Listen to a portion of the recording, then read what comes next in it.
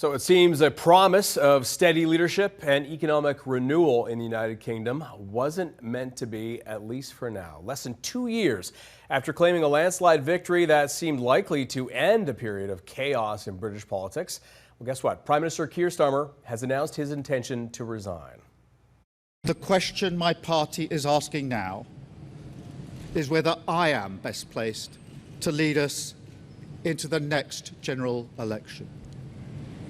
I have heard the answer of my parliamentary party to that question, and I accept that answer with good grace. The move coming after Starmer's Labour Party hemorrhaged support in local and regional elections, leading to the resignation of several ministers and, of course, serious questions about his leadership. So, as the UK prepares to welcome its 7th Prime Minister in 10 years, 5th in 4, where might things go from here, and what could it mean for our country?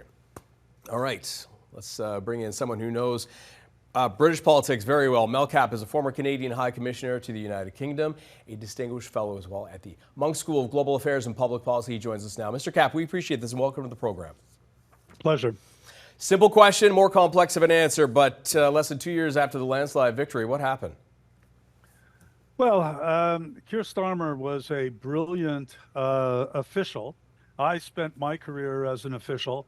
It's very hard to make a transition to politics. Very few people are successful at it.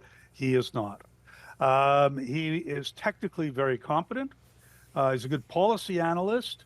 He's bad at decision making.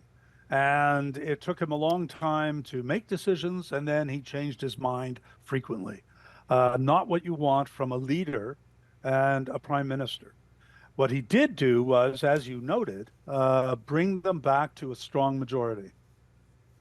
Okay, that being said, he was the leader of the party for a number of years, so would people have known, or should people have known, of his lack of decision-making ability and communication skills as you described? Well, I think that's probably right. They saw him. He was leader of the opposition for almost 4 years. And as leader, he demonstrated some of his strengths and some of his weaknesses. On the other hand, there was nobody who was ready to take over the mantle of leader of the party.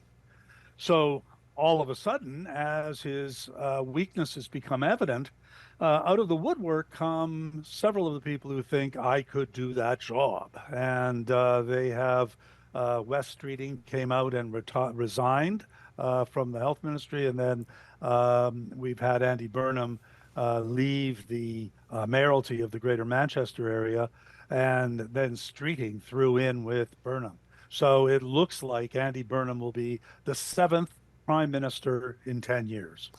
What would that mean for Great Britain as a whole? When you look at Burnham specifically, because he's, as far as he's been described, correct me if I'm wrong, more left-leaning than Keir Starmer. And the question is, you know, he may take on that position of the Prime Minister ultimately, but is that what the country wants?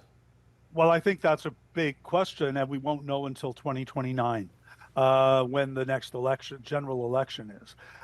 You've got to recognize that Keir Starmer is a victim of Brexit. Brexit led to a reduction in the performance of the British economy.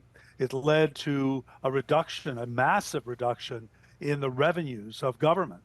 And so Starmer had to govern with a lot less revenue than he needed, with much greater problems.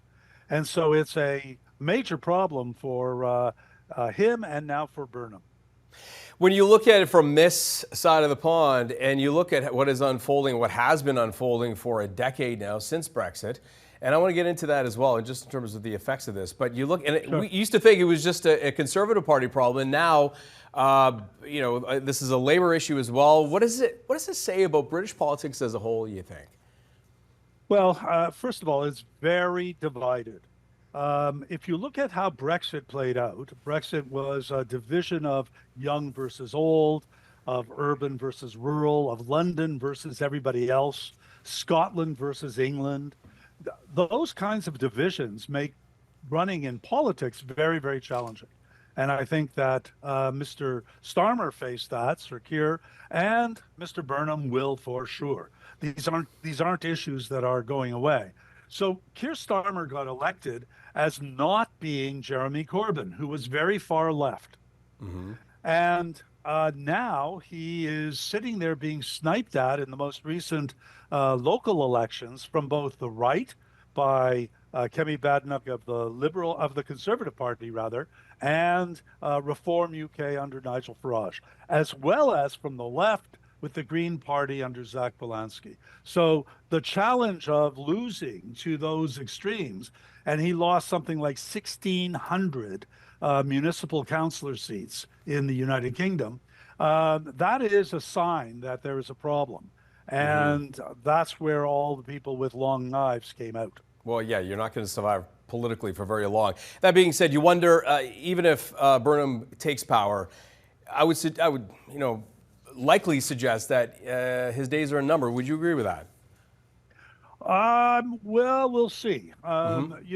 With the kind of chaos that is perpetrated on the British people with the kinds of changes we've seen, there's a real demand for stability.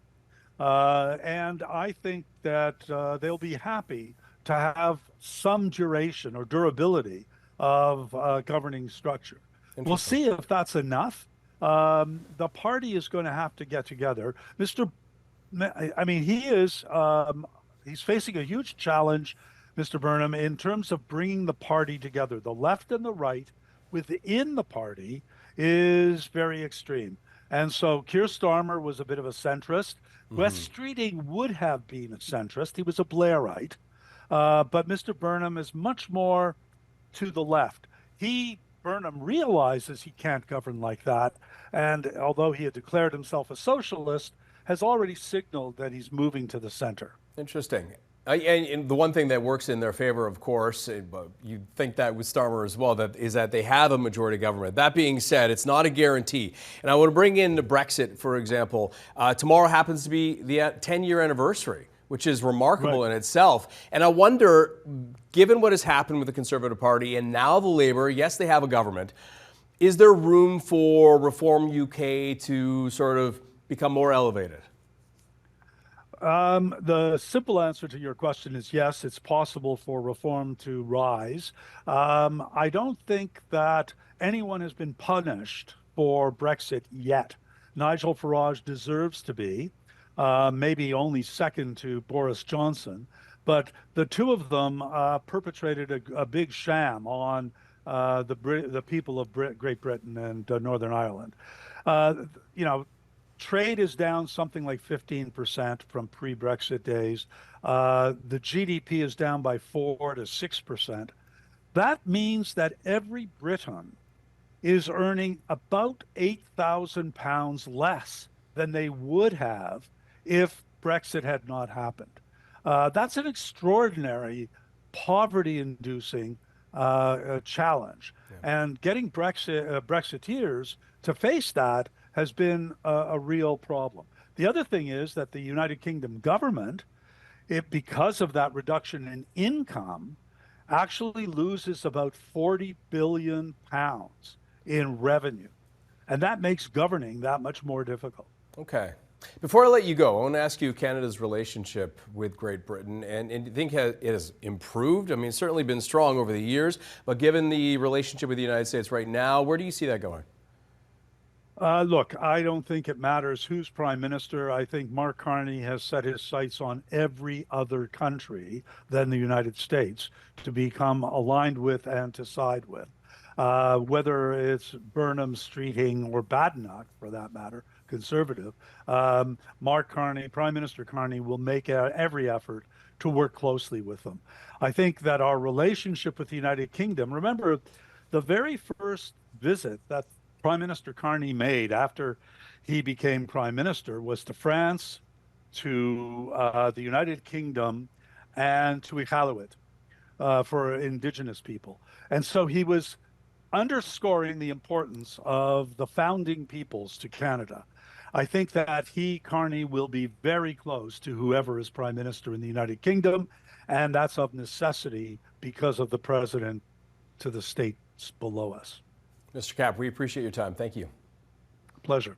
That is Mel Cappe, former Canadian High Commissioner to the United Kingdom between 2002 and 2006. Thank you again, sir. Thank you.